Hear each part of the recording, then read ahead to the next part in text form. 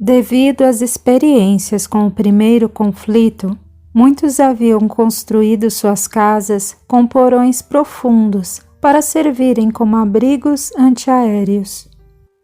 Este era o caso da mansão onde se encontravam. Por mais algum tempo estiveram naquele abrigo. O ar era vicioso e o calor das chamas ao redor beirava o limite do suportável. Ninguém falava.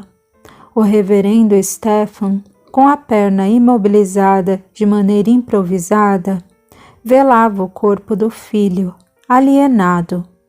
Às vezes, parecia que ele não estava ali.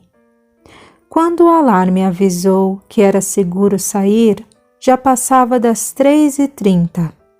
Decidiram que um dos rapazes, Steven, o filho do alcoólatra, faria companhia ao reverendo e velaria por Dirk junto a ele. Os outros, sem exceção, Herr Comandante ordenou que os seguissem para as ruas para ajudar naquilo que fosse necessário. Os criados e o cachorro também ingressaram no pequeno exército de Theodore. Sair do porão foi deprimente, até traumatizante. A cidade estava arrasada. Outra cidade surgiria ali, mas aquela estava perdida. Entre bombas incendiárias, explosivas e minas aéreas, mais de 110.000 artefatos caíram sobre Colônia.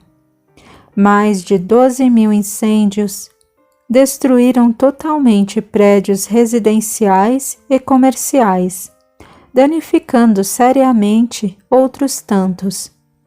Indústrias foram colocadas fora de ação e os serviços de água, luz, gás e transporte coletivo foram interrompidos na quase totalidade. E as vidas, centenas de vidas humanas, se perderam naquela noite em Colônia. Durante o ataque, a RAF jogou sobre a cidade panfletos que comparavam o evento com perversa satisfação ao que os nazistas fizeram após os ataques da Luftwaffe contra as cidades inglesas. Pelas próximas semanas, muitos desses panfletos seriam lançados sobre o Reich. Durante toda a madrugada, nossos amigos andaram pelos escombros. Alguns ajudaram os bombeiros a combater incêndios milagrosamente com a água escassa. Outros ajudaram os feridos, que eram milhares. E até mesmo Louve, o habilidoso pastor alemão, fez sua parte. Farejando destroços e pilhas de concreto e ferro retorcidos, encontrou muitos sobreviventes que não puderam sair dos abrigos devido às toneladas de escombros sobre o alçapão de acesso aos porões. A parte inferior do cão, outrora cor de mel, se igualara às costas e ele estava todo preto. O mais impressionante na guerra é como ela muda as mentes e corações humanos.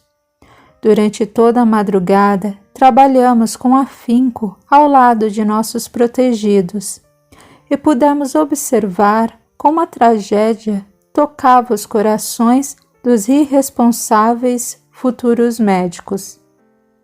Com exceção de Júnior, que em momento algum se sensibilizou com a desolação coletiva e trabalhava apenas quando o trovão vindo de Theodore o chamava à responsabilidade, todos se deram plenamente em favor dos outros. O sol nascia embaçado pela fumaça e pelo pó de uma cidade triturada. O desejo da equipe era continuar sua luta, porém os trabalhos durariam semanas e eles estavam no limite. Um policial agradeceu e sugeriu que eles voltassem ao que sobrara da mansão e descansassem por algumas horas, e que não deixassem de voltar ao trabalho assim que possível. A névoa ainda era espessa e a visibilidade muito baixa quando chegaram à mansão, ou o que sobrara dela. Era quase impossível enxergar mais de 1,5 metros diante do próprio nariz. Contudo, foi um notável nariz que percebeu a presença de mais alguém no local, que um dia chamavam de pomar. Lowen, farejando o ar, correu para a parte posterior do grande monturo em que se transformara a casa. Klaus não deu atenção ao fato e procurou alcançar o porão, onde havia comida e água fresca. Foi acompanhado pelos 6 rapazes e pelos criados. Theodor seguiu o cão. Margaret, que já tencionava acompanhar o colega e tirar uma boa soneca, sentiu a sugestão de Nina para seguir o militar. A médica parou no meio do caminho, indecisa. Vá com ele, Margaret, e salve mais uma vida. Terá tempo para o repouso depois. Um homem está na iminência de ser executado sumariamente de maneira brutal e covarde.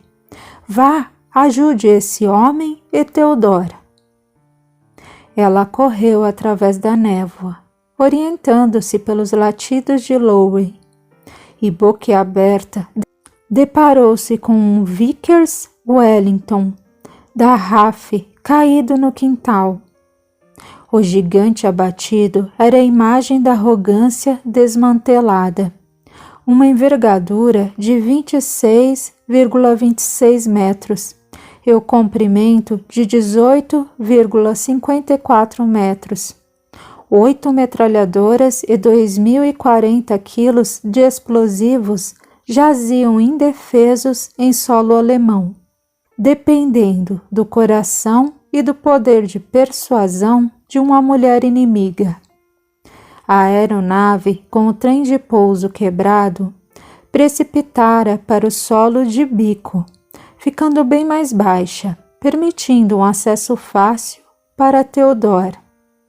Este, sobre uma das asas do aparelho, visualizou, estarrecido, a tripulação formada por 4 homens, 3 dos quais estavam mortos. O sobrevivente da queda era o piloto. Estava acordado, mas muito ferido. Respirava com imensa dificuldade e parecia prestes a desmaiar, ou quem sabe, morrer. O sangue era abundante e o piloto tremia de dor e medo. Sentindo o ódio subir-lhe pelas artérias, Theodor sacou a pistola do coldre com a bandeira nazista gravada e sussurrou para o opositor: Seu demônio sem coração, você não tem a menor ideia do que acabou de fazer. Você e seus iguais varreram do mapa uma linda cidade. Eu estive às voltas com corpos de todas as idades e pessoas enlouquecidas, perdidas de seus familiares, de suas casas. Eu estive com mães que perderam filhos, e filhos pequenos segurando o rosto das mães mortas. O piloto tremia e o suor e as lágrimas puderam ser vistos, a despeito de ele usar grandes óculos próprios para a ocasião. Quando ouvi o ronco de suas aeronaves, eu estremeci e pensei que estaria morto em seguida, continuou Theodor. Estar consciente da morte é algo para o qual a maioria dos homens não está realmente pronto. É aterrador, não é? O movimento afirmativo de cabeça foi quase imperceptível. Está consciente de sua morte? O mesmo movimento. Theodor destravou a arma com a lentidão cruel. Apontou para o rosto do piloto e ouviu o grito de Margaret sobre a outra asa. Del! não faça isso. Eu lhe peço, por Deus, não faça isso. Ele está completamente indefeso. Esse seria um ato desnecessário e covarde. Com está indefesa, mas ele não se importou. Não se iguale a ele se o julga covarde. Está sugerindo que eu permita que um piloto inimigo continue vivo em solo alemão? Estou sugerindo que não aumente a bola de neve. Que faça algo por você. Theo, desde que saiu de Berlim, está resgatando vidas, trabalhando na recuperação de nossos filhos. E desde que aquela maldita sirene tocou, está ajudando pessoas, salvando vidas. Não interrompa esse círculo vicioso. Não aperte o gatilho. A bola de neve? Sim, os corpos desses ingleses podem aumentar suas dimensões. Devo deixá-lo aqui? Não, vamos levá-lo para o abrigo. Ele sente dor, nós poderemos ajudar esse infeliz. Se hoje ele aumentou sua própria bola de neve, trate você de diminuir a sua. Ele sorriu sem graça, e seus dentes ficaram extraordinariamente brancos, em contraste com o rosto enegrecido pela fuligem. Está bem. E que cada um tenha a bola de neve que merece. Recolocou a pistola no coldre. Através da cabine totalmente danificada, Margaret subiu a bordo e pressionou com os dedos indicador e médio as carótidas de toda a tripulação. Apenas o piloto possuía batimentos cardíacos. Ela retirou seus aparatos de segurança e, segurando sua pálpebra, mirou a pupila. Precisamos de ajuda para retirá-lo da aeronave. Mal terminou de falar, ouviu o grito arrogante de Thorsten, que, acompanhado de Bernard, chegava à procura dos pais.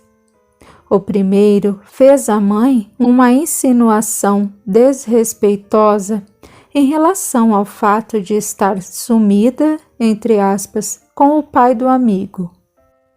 Eu realmente estranharia se você pensasse que estávamos tentando ajudar alguém, pois em uma cabeça tão poluída como a sua, é impossível uma ideia limpa se formar. Já que estão aqui e decepcionados por não nos flagrar em uma cena degradante, comecem a ajudar. Nesse momento, a voz dela mostrava revolta. Precisamos descer um homem daqui. Inglês?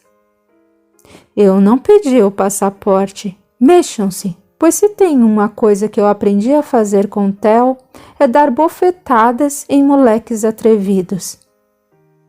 É assim que se fala, Margaret. Ensine a ele o valor do sorriso. Sorriso?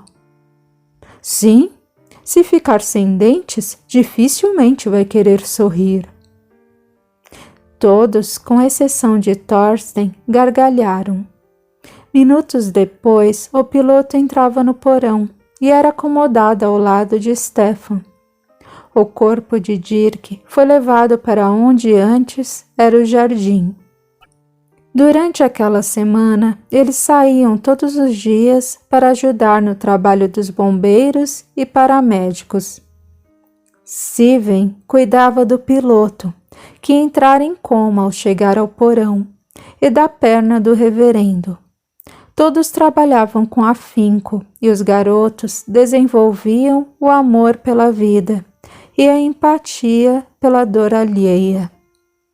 Klaus tinha os olhos encovados e Theodor, embora ouvisse de Margaret que estava lindo, não tomava banho nem se barbeava, fazia 3 dias.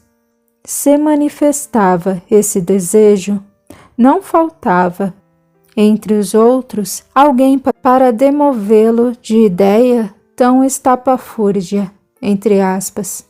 Afinal, o abastecimento de água ainda não estava recuperado. A grande cisterna que havia na mansão fora destruída e nem mesmo se sabia onde estava antes. Então, a água que restava na piscina, suja e pouca, era o que tinham. Mas, em uma noite de chuva, vários recipientes foram colocados para apanhar a água que caía, e o estoque aumentou de maneira a cederem a Theodore 3 litros para ele se banhar e barbear. Novamente, os cabelos dourados brilharam, e Margaret deu um beijo no rosto do amigo. Bem-humorado e revigorado, ele perguntou: "Quer se casar comigo, Margaret?" "Já somos casados, Theo", ela disse, sorrindo docemente. "Eu sou viúvo." "Mas eu não sou."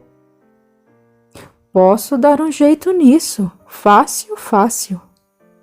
"Theodore", fingia rispidez, "desse jeito você vai ser atropelado pela bola." Todos riram e trataram de descansar um pouco. Pouco mais de 5 horas depois, todos acordaram com os gritos assustados do militar. Ninguém mais perguntava. Todos já sabiam do pesadelo reincidente que atormentava um membro da Gestapo. Desta vez, porém, ele sorriu entre lágrimas. "Pessoal, vocês se lembram do tamanho da maldita bola? Da altura de um prédio de 3 andares? Exatamente. Hoje eu sonhei novamente com o gueto.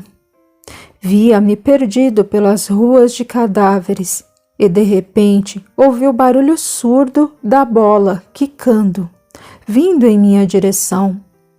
Corri e logo me deparei com ela, rolando e absorvendo os mortos da rua do mesmo jeito. A diferença é que ela era só do tamanho de 2 andares e meio e não cresceu." Margaret começou a bater palmas, no que foi imitada por todos. Nessa hora, o piloto acordou e olhou ao redor. Ainda não conseguia ficar de pé. Sua cabeça tinha ainda uma ferida aberta e os olhos estavam contornados de roxo. Um porão cheio de alemães sorridentes. Entretanto, o assustava bem mais que qualquer ferimento. Theodore aproximou-se do piloto e agarrou-o pela gola do uniforme rasgado devido ao acidente. "Identifique-se, bastardo", disse, esbofeteando-o em seguida. Foi severamente repreendido por Margaret, que gritou que não admitiria maus tratos a seu paciente e que surrar um homem ferido, desarmado e longe de seus pares era fabulosamente covarde. Aproximou-se do inglês trêmulo e agora com mais um filete de sangue no já ferido rosto. Arrancando a manga da própria blusa, ela ternamente limpou o novo ferimento em seus lábios. "Afaste-se daqui, Theo." E mudando o tom da voz e o idioma, dirigiu-se ao inimigo, entre aspas. "Qual é o seu nome? O que sente?" "Meu nome é Harold Washington. E além de pânico absoluto, sinto uma dor muito forte na cabeça." "Harry, posso chamá-lo assim?" Ele assentiu. "Eu não vou permitir que ninguém o moleste. Somos um grupo, na maioria, de médicos, e nosso propósito é salvar vidas. Portanto, nada tema. Vamos cuidar de você. Eu quero que saiba que bombardear esta cidade não foi agradável. Não, Eu não sei o que dizer. Eu acredito em você. Quando ainda estamos na base, há uma certa empolgação, é verdade. Depois do início do ato, é impressionante a violência desses ataques aéreos. Se eu tivesse podido voltar à Inglaterra, teria desertado. Não quero nunca mais tomar parte em outra atrocidade como essa. Nesse momento, o piloto desatou em um pranto sentido. Todos, com exceção de Margaret, deixaram o porão rumo a mais um dia de trabalho nas ruínas de Combe. Quer falar sobre isso, Harry? Foi terrível. Os olhos do inglês estavam perdidos na parede à sua frente. Foi tão rápido, sem que me desse conta. Estava sobre Colônia e iniciamos o lançamento dos cartuchos de iluminação. A visibilidade tornou-se muito boa. A cidade parecia de brinquedo. Os refletores varreram os céus, tentando nos iluminar, e as bombas antiaéreas estouraram a poucos metros do meu avião. As explosões quase nos cegavam. Aquilo tudo parecia irreal. Tanto na terra como no ar, era um espetáculo aterrador, macabro, diabólico mesmo. Enquanto dávamos voltas sobre a cidade, uma pausa nos deixava. E acho que a vocês também, em uma apreensão angustiante.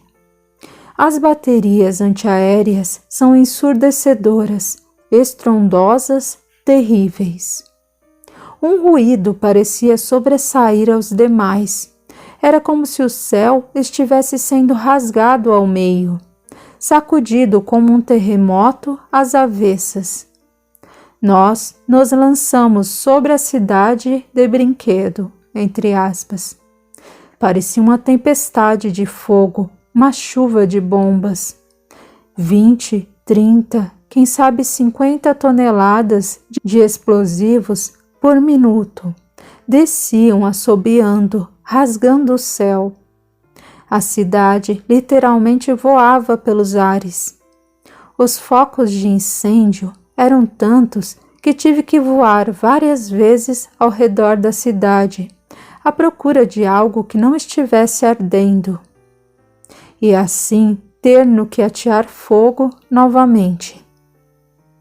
Apesar de meus 4 motores, ainda podia ouvir as granadas atiradas a esmo contra nós. Havia tantos aviões que eles não podiam mirar em um só. Havia pouco mais de 15 minutos que eu estava sobre Colônia. Mas para mim parecia um século. Foi nesse momento que senti que havia sido atingido. Minha asa esquerda estava se partindo, literalmente, e perdi quase todo o controle do aparelho. Ainda me lembro de forçar um pouso fora da imensa fornalha debaixo de mim, e acho que consegui. Mas não sei se vale a pena sobreviver a este pesadelo, minha amiga. Quantas pessoas devo ter matado? Todas civis. Bombardear cidades é cruel. Deve haver algum propósito em tudo isso, pois só você, em sua esquadra, sobreviveu e não por coincidência caiu nesta casa. Quando estiver melhor, vamos ajudá-lo a sair da Alemanha pela Suíça, de onde poderá contatar os seus. Obrigado, Maggie. Posso chamá-la assim? Claro, estamos todos no mesmo barco. Não precisamos de formalidades. À tardinha, quando o grupo voltou, Margaret notou algo estranho nos companheiros. Adentraram o porão calados e cabisbaixos. E olhando atentamente, ela percebeu que faltava um dos rapazes. Júnior não estava entre eles.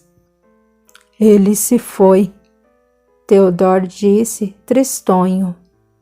Morreu pela própria cobiça. Um homem completamente enlouquecido cavava escombros carbonizados com as próprias mãos, dizendo que estava sobre o que teria sido seu banco. Procurava desesperadamente pelo cofre, que dizia estar repleto de riquezas e dinheiro vivo.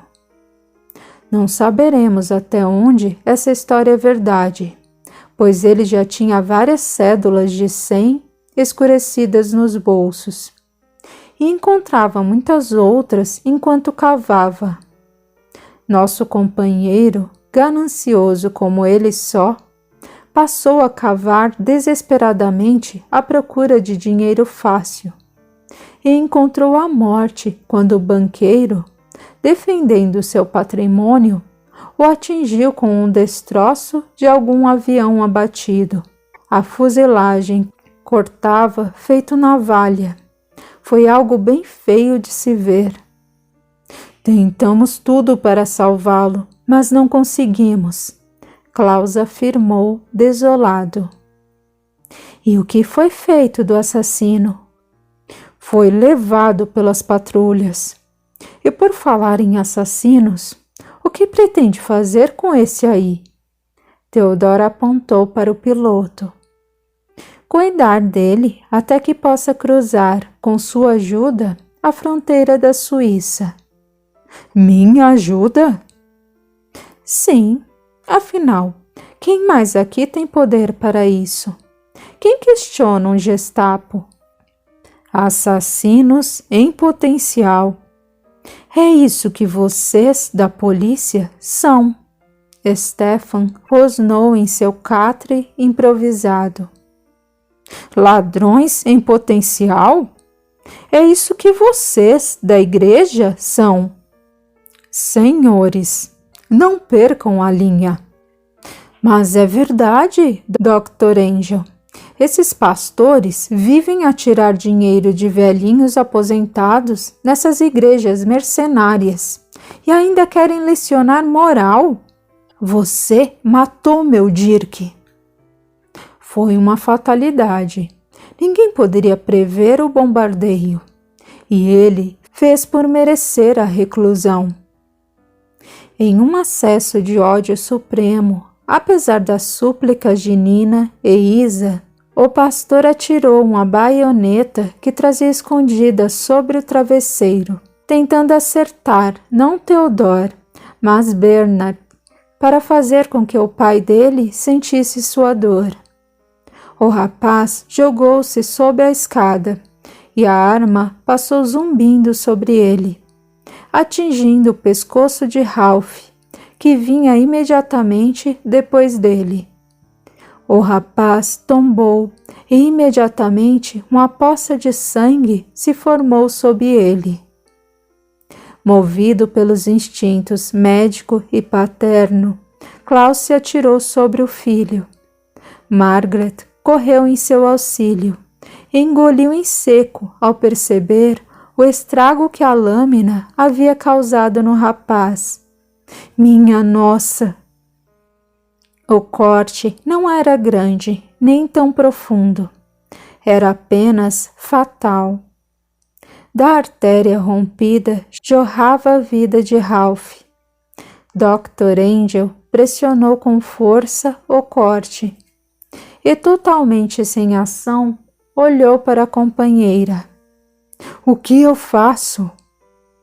Ela fez uma negativa de cabeça, mordendo o lábio inferior que tremia.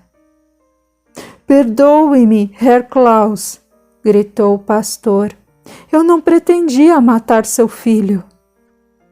Não, ele não vai morrer. Entregue-o a Jesus, junto com meu Dirk. Sorte minha não acreditar nesse Jesus. Assim não tenho que entregá-lo a ninguém. Mas a você eu entregarei uma granada destravada, seu rato de igreja. Maldito assassino! Os minutos se arrastavam. Klaus, pressionando a artéria, parecia disposto a ficar ali pelo resto da vida. Ralph tinha os olhos arregalados e o medo estampado neles. Os dedos do pai começaram a tremer. O braço todo estava dormente. Em um movimento rápido, ele tentou trocar de mão, mas o sangue jorrou e ele não conseguia mais encontrar a ponta da veia rompida, entrando assim em desespero total diante do fluxo indomável de sangue. Nossa equipe toda se colocou em oração fervorosa. Pedíamos a Jesus que estancasse aquele sangramento violento e, ao mesmo tempo, nos preparávamos para receber Ralph e amparar o bom médico que gritava, empapado de sangue, chorando alto, no ápice de sua dor: Ralph, não! Não morra, meu menino! Força, Ralph! Estou lhe pedindo, não faça isso! O garoto fechou os olhos e pareceu murchar. De repente, Klaus calou-se e começou a falar baixo e com uma raiva incontida. Deus! Ei, Deus! Eu nem acredito em você, mas todos dizem que você existe e faz o impossível acontecer. Se existe mesmo, não se importe com o meu ceticismo. Salve meu filho. Sei por tudo que estudei que ele vai sangrar até morrer. Se isso não acontecer, sua existência será inquestionável. O porão se tornou iluminado por uma luz azul suave, e o ar, antes impregnado de cheiro de fumaça, tornou-se límpido e perfumado. Oramos fervorosamente. Era Zaqueu quem vinha em nosso auxílio. Cosme, Salomão, chamou ele, auxiliem-me na tarefa de resgatar 2 ovelhas desgarradas. Os 2 médicos ao lado de Zaqueu puseram as mãos sobre pai e filho. Nosso mentor ajoelhou-se ao lado do rapaz ferido e, com um amor maior que a descrença, a violência e a inconsequência que reinavam na terra, tocou a artéria rompida, rogando a ajuda do mestre. A hemorragia rebelde diminuía visivelmente, instantaneamente. Era como se assistíssemos a um médico da atualidade, munido dos recursos modernos e com a dose cavalar de sorte. Encontrar a extremidade do vaso talhado e grampeá-las com perfeição. Lentamente, Klaus foi retirando a mão de sobre o ferimento e, com lágrimas silenciosas, constatou o fim da hemorragia. Munido de seu inseparável estetoscópio, o pai do paciente percebeu seus fracos e quase nulos batimentos cardíacos. Ele está vivo! Oh, não posso mais descrer! Ajude-me, Margaret! Os sinais são fracos e longínquos, mas ele está vivo e tenho certeza de que ficará bom. O mais difícil ele já fez. Ele? Diga o nome dele, Klaus. Para que tanta relutância? Embora teime negar uma força superior, trabalha para ela desde sua formatura. Você é um ateu que vive a moral cristã mais plenamente que os cristãos convictos. Sim, minha amiga, foi Deus quem estancou a hemorragia de meu Ralph, já que ninguém neste mundo seria capaz desta proeza. Sou grato a ele, mas preciso de um tempo. O garoto foi cuidadosamente colocado em um catre, semelhante ao do pastor e ao do piloto, e as atenções dos 2 médicos e dos 6 colegas em formação se voltaram para ele. Zaqueu agradeceu ao alto pelo sucesso da cirurgia e instruiu Cosme e Salomão a levar Ralph, em espírito, a um posto de socorro, onde receberia tratamento e instruções úteis.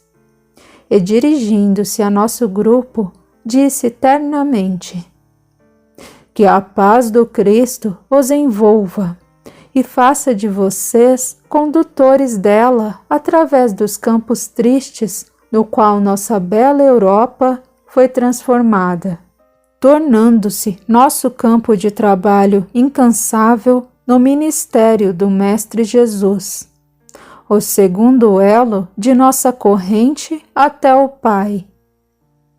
Os 2 médicos de nossa equipe seguiram Zaqueu, levando nos braços Ralph, que deixava o corpo em coma profundo. Por 2 dias estiveram ausentes. O corpo do jovem, com sinais fraquíssimos, era vigiado pelo pai dia e noite, e com o auxílio de uma seringa hipodérmica, alimentado à base de líquidos. Margaret esteve ao lado do pai e do filho, e brigou muito para que Klaus dormisse por algumas horas. Os outros continuaram seus trabalhos, mas já sem esperança de encontrar sobreviventes. Ao fim das 48 horas, Cosme e Salomão voltaram ao abrigo e deixaram Ralph alguns centímetros acima de seu corpo. Franz chegara naquele dia animado, trazendo material um tanto arcaico para transfusão de sangue, que entregou ao pai do amigo, oferecendo inclusive o próprio sangue.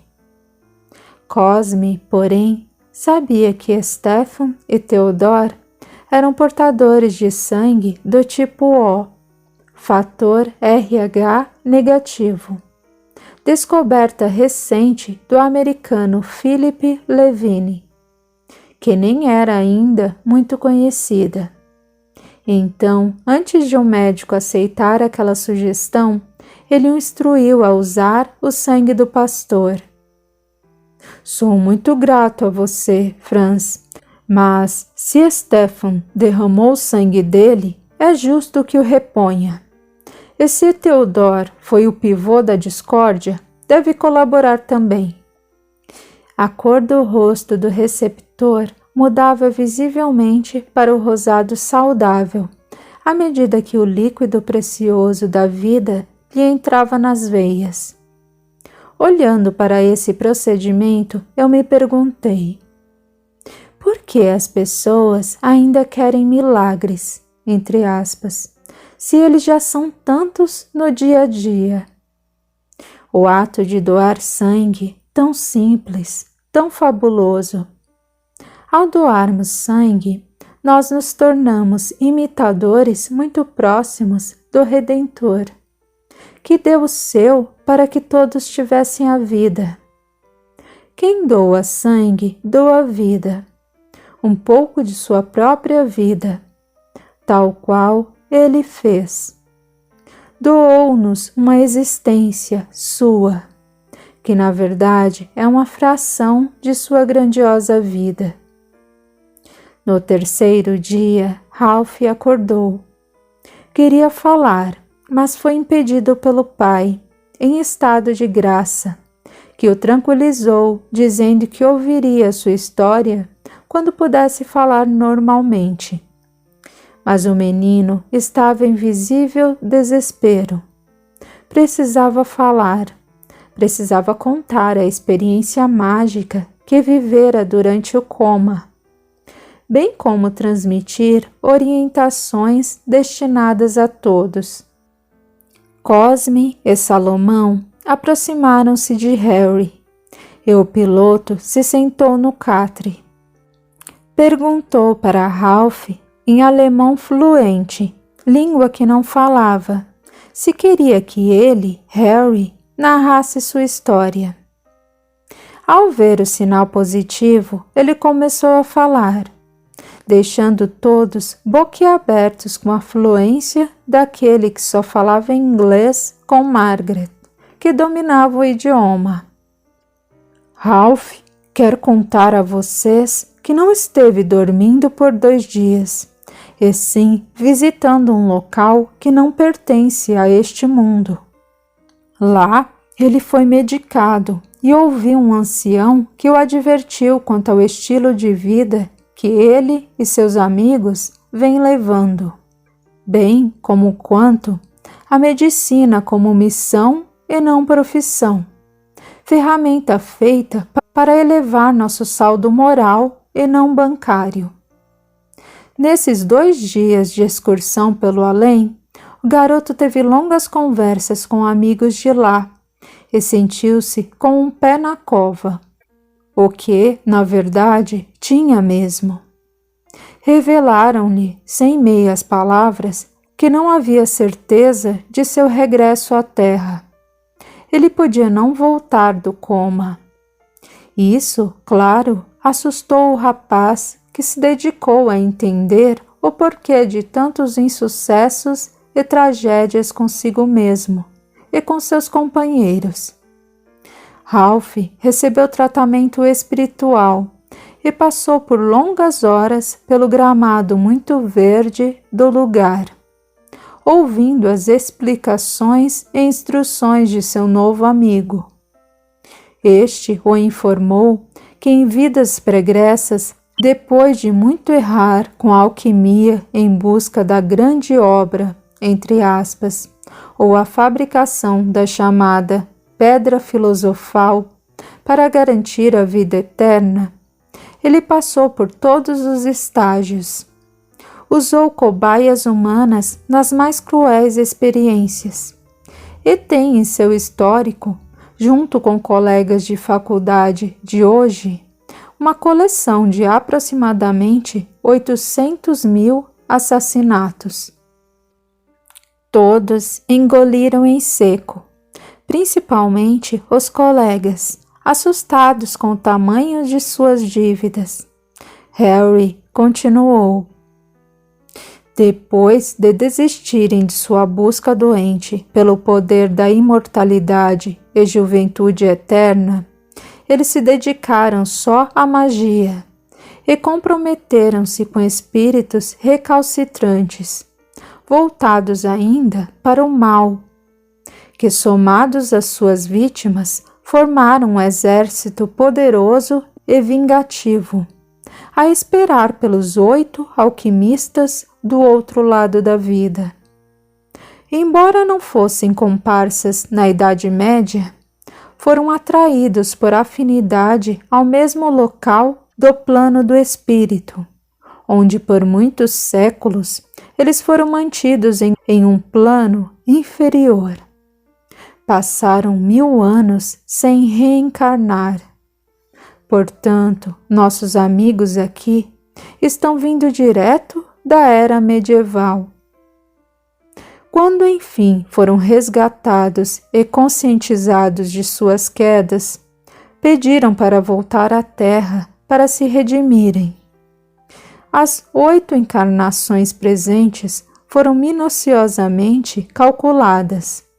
Para ressarcir tantas vítimas, os alquimistas pediram a medicina e a era de conflito para estarem sempre a serviço da humanidade. Também receberam genitores apropriados para propiciarem, mesmo que a duras penas, a faculdade de medicina a todos, e a terra natal em comum, para que se encontrassem na mesma empreitada que se propuseram antes de vir. Bernard recebeu um pai militar e linha dura, pois era o mais rebelde dos alquimistas. Para Ralph foi dado o pai ateu, maneira encontrada de ensinar a ele que tudo em nossas vidas são colheitas de nossas semeaduras, e não obra de um Deus caprichoso que brinca com nossos roteiros na famosa frase "tudo está escrito", entre aspas. Franz e Anton tiveram pais abastados, pois culpavam a pobreza por seus tropeços. Para Dirk foi dada a oportunidade de nascer e conviver com o cristianismo, porque acreditava ter se perdido justamente pela falta da religião. Júnior nasceu em uma família pobre, já que, ao contrário de Franz e Anton, se julgava perdido pelo ouro. Um pai trabalhador deveria ser seu espelho. Thorsten acreditava que, tendo a figura santa de sua mãe denegrida pelo machismo e pela promiscuidade do pai, aprenderia a respeitar as mulheres como suas iguais. É válido dizer que suas cobaias haviam sido todas mulheres, que para ele eram seres inferiores. Siven, por sua vez, pediu para não ter carinho nem paterno nem materno, já que suas primeiras cobaias foram seus próprios genitores. Assim, a mãe morreu quando ele ainda era pequeno, e o pai se entregou desde então ao álcool, deixando o pequeno ao encargo de professores rígidos do colégio interno. Os pais, grandes devedores da paternidade, aceitaram a tarefa de usar de autoridade e impor limites aos 8 alquimistas, tão perdidos. Prometeram arcar com os estudos deles e impor-lhes caráter e moral. Todos falharam. É realmente uma pena. Para Dirk não havia mais possibilidades. Ele não aproveitou a convivência com o Evangelho e Stefan simplesmente o via como um santo, coisa que não mudaria e faria o garoto sair ainda mais endividado do que entrou nesta vida. E Júnior não chegou a aprender o valor de cada sentimento, apenas o valor de cada objeto. Não vimos nele a menor possibilidade de mudança. Dessa forma, a misericórdia divina abreviou a encarnação dos 2 jovens, como maneira de ajudá-los a não se afundar mais e mais no mar de lama que criavam para si mesmos. Interrompida em vivência, eles poderão recordar a que vieram, angariar forças e se preparar melhor para uma próxima incursão na carne, sem um amontoado de débitos que indubitavelmente acumulariam se ficassem neste mundo até a maturidade.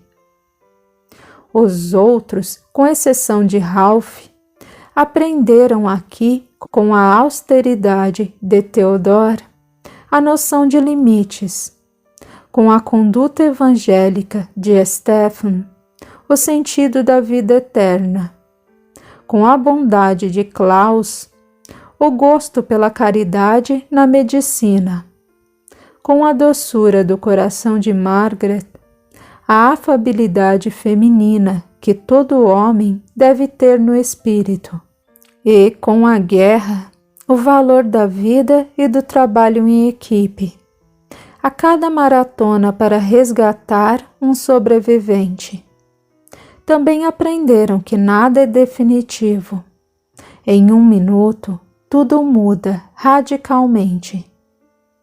Portanto, Franz, Siven, Anton, Bernard e Thorsten estão recuperados e sobreviverão à guerra, pois serão muito úteis na terra. Ao que tudo indica, serão bons médicos. E o mais importante, médicos anjos. Dos olhos de Ralph, 2 lágrimas rolaram. Era como se estivesse ouvindo novamente o amigo do plano do espírito, e não pôde controlar a emoção. O piloto inglês continuou. Ralph, por sua vez, não seguiu nem os exemplos do pai, nem os dos outros adultos presentes nesta casa. Sua encarnação estava ameaçada e deveria seguir o curso da de Dirk e Júnior. Foi então que vislumbramos uma possibilidade de aproveitamento de sua jornada. Seu pai, homem excepcionalmente bom, mas tão cético quanto as verdades da alma, precisava e merecia um acontecimento que o despertasse para Deus. Obteve isso com a quase morte de Ralph. E como todo mundo, em sua experiência de quase morte, sempre volta melhor, não poderá fugir à regra. Volte, Ralph, e traga as verdades do espírito imortal para aquele que lhe deu a vida física. Reforce as instruções para os seus companheiros. Agora, o essencial é aprender com esta experiência, que embora sejamos imortais, na obra do Mestre não há tempo a perder. A medicina faz dos homens seres mágicos aos olhos de outros homens. Jesus, ao curar, era tido como milagreiro. Em suas mãos está o poder do bem e do mal, mas vocês não poderão estar acima destes. A medicina tem a força motora de milhões de cavalos, que podem, com a mesma propulsão, puxá-los para o alto ou arrastá-los para o fundo do abismo. Volte à carne como se estivesse nascendo de novo, o que não deixa de ser verdade. Aproveite e faça bem feito. Todos estavam estáticos, olhando para o inglês, que vagarosamente voltou para o catre e deitou-se novamente, caindo em um sono profundo. Por alguns momentos, todos ficaram em silêncio. Sentiam-se extremamente privilegiados e responsabilizados com tanta informação acerca de si mesmos.